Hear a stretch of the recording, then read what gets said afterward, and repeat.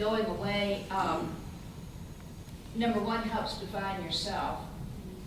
And the way you described that, I thought that was really interesting because I've lived in other countries, and I found that to be true. I was suddenly distinct, and so became distinct in a different way to myself. I can remember writing home.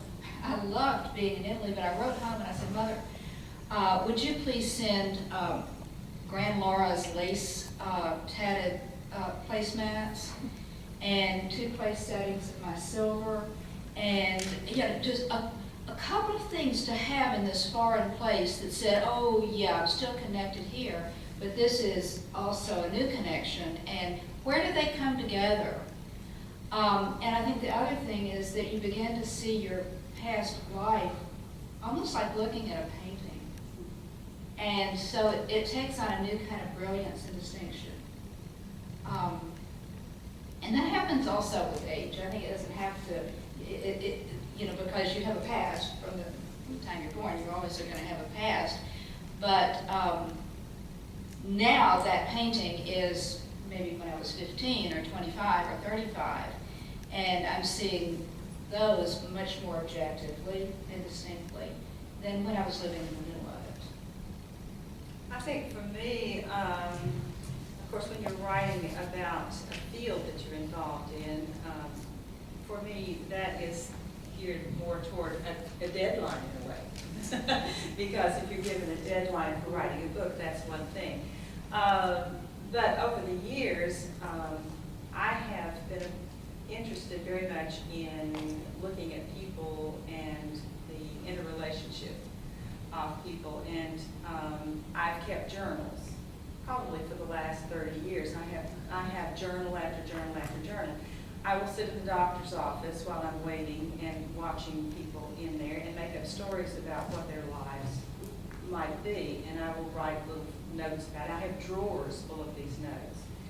And so what I want to do for myself now is stop writing nonfiction and write fiction, because that's really where I want to go.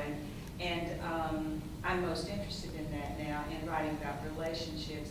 And it does, for me, go back to where I grew up in East Tennessee, because I think most of the characters that I'm interested in writing about are probably from that part of the country. I know those people well, and I hear their voices in my head still, though I don't live there anymore. I can go back there for a weekend and I begin to talk just like they do. So, all of my diphthongs disappear.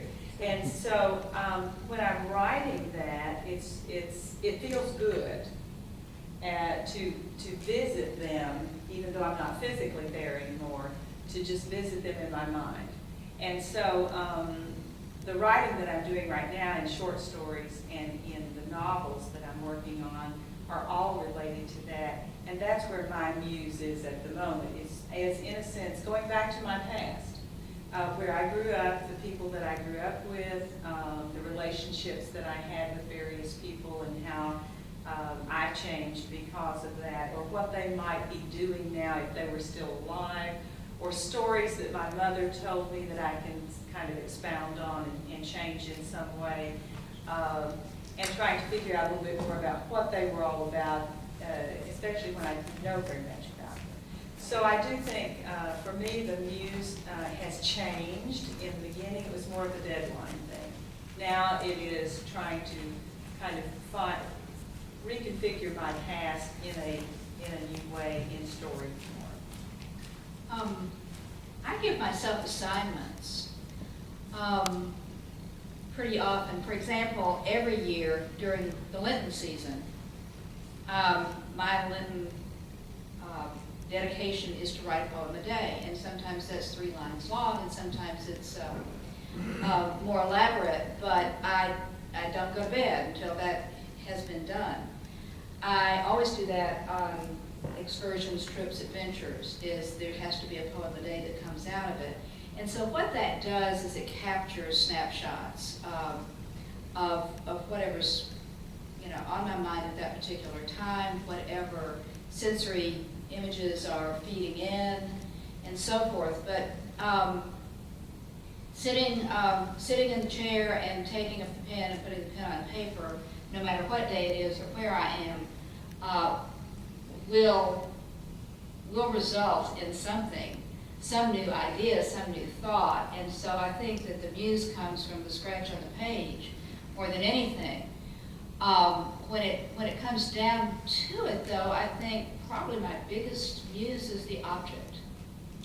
Is starting with the glass of water, the gate to the garden, a shoe, something like that that takes me beyond, takes me to thinking about it and thinking about its meaning. It has struck me for some reason, and so I follow that strike.